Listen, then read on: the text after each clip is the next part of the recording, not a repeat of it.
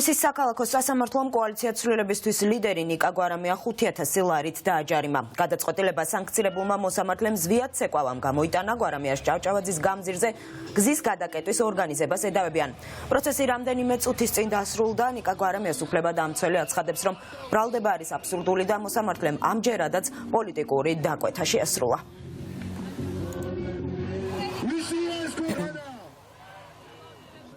დავით კობიძე ესწრებოდა თბილისის საქალაქო სასამართლოში პროცესს და ახლა პირდაპირ ეთერში გვეტყვის უფრო მეტ დეტალს. დავით, რა ხდებოდა სასამართლო დარბაზში და უფრო დეტალურად როგორი არის ნიკა გვარამიას უფლებადამცველის პოზიცია? სამართლიანი სასამართლოს პრინციპის დარღვევისთვის დასანქცირებულმა მოსამართლემ ზვიად ცეკვავამ ნიკა გვარამია ადმინისტრაციულ სამართალ დამრღვევად ცნოდა 5,000 ლარით დააჯარიმა. მე შევახსენებ მაყურებელს, რომ შინაგან საქმეთა სამინისტრო გვარამიას ედავებოდა 17 ნოემბერს თბილისის სახელმწიფო უნივერსიტეტის პირველი კორპუსის მიმდებარე ტერიტორიაზე გზის ხელოვნურად გადაკეტვას. ამ დღეს საზოგადოებას მაყურებელს უნდა შევახსენოთ, რომ მიმდინარეობდა მსვლელობა ვაკის პარკიდან მელიქიშვილის გამზირამდე. ძალიან ბევრი ადამიანი იყო შეკრებილი და ალბათ არქივიდან მაყურებელი ახლა ამ კადრებს პირდაპირ ეთერში თვალს ადევნებს და შესაბამისად აბსურდულია ბრალი ადვოკატის განმარტებით, რომ თითქოს ხელოვნურად მოხდა ამ დღეს ვინმეს მოწოდებით მიმდებარე ტერიტორიაზე გზის გადაკეტვა. ეს ვიდეო კადრები, რომელსაც სავარაუდოდ თვალს ადევნებს ახლა პირდაპირ ეთერში მაყურებელი ბევრ სხვა კადრთან ერთად, რომლითაც დასტურდება, რომ იმ დღეს იმ ტერიტორიაზე ძალიან ბევრი ადამიანი იყო შეკრებილი, რომელსაც თავისუფლად შეეძლო მიმდებარე ტერიტორიაზე გზის სავალი ნაწილი საავტომობილო მოძრაობის გადაკეტვა. უпростоრად მოსამართლეს წარუდგინა ადვოკატმა, თუმცა მოსამართლემ ბუნებრივია არ გაითვალისწინა ადვოკატის მიერ წარდგენილი ეს მტკიცებულებები.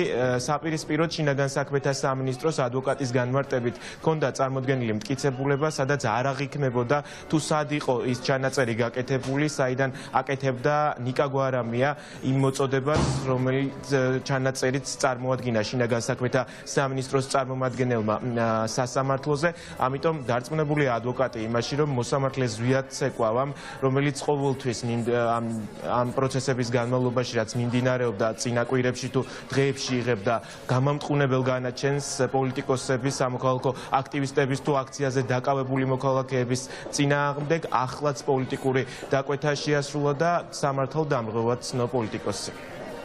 შინაგან საქმეთა სამინისტრომ მოიტანა გაურკვეველი სახის მტკიცებულებები, სადაც უბრალოდ ნიკა გვარამია დგას. ადგილი და ტერიტორიაც კი არ ირკვეოდა. ვერ ამოვიცანი რა ადგილი იყო პირადად მე. ანუ არაფერი არ ირკვეოდა. რომ კონკრეტულ მიმართვას აკეთებს საზოგადოების მიმართ. ეს ხო არ ნიშნავს, ანუ საქმეში, არც ერთ საქმეში, მათ შორის რაც მოცემულ საქმეში ქმედების დამადასტურებელი მტკიცებულება წარმოდგენილი არ ყოფილა. ადმინისტრაციული სამართალდარღვევის კოდექსში ეს არის ქმედების სამართალი. ანუ უშუალოდ მტკიცებულების სახით საქმეში უნდა იყოს ქმედების ჩადენის დამადასტურებელი მტკიცებულება. პირი ჩადის ამა თუ იმ სამართალდარღვევას, რასაც ამ საქმეში მტკიცებულების სახით ვერ ნახავთ როგორც სხვა საქმეში.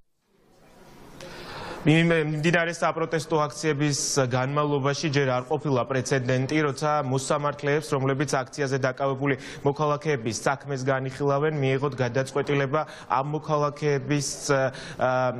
მოქალაქეებისთვის და საწინააღმდეგო გადაწყვეტილებას იღებენ ყოველთვის და ასრულებენ იმას, რა ბრალდებებაც აქვს წარმოდგენილი შინაგან საქმეთა სამინისტროს პროცესებზე. ამიტომ ადვოკატებს და უფლებადამცველებს აქვთ მოლოდინი, რომ მომდევნო საქმეები, რომლებიც დღესაც არის ჩანიშნული სხვადასხვა მოქალაქეების წინააღმდეგ, იგივე პროცესით დასრულდება და მათ წინააღმდეგაც მოსამართლე გამამტყუნებელ განაჩენს გამოიტანს.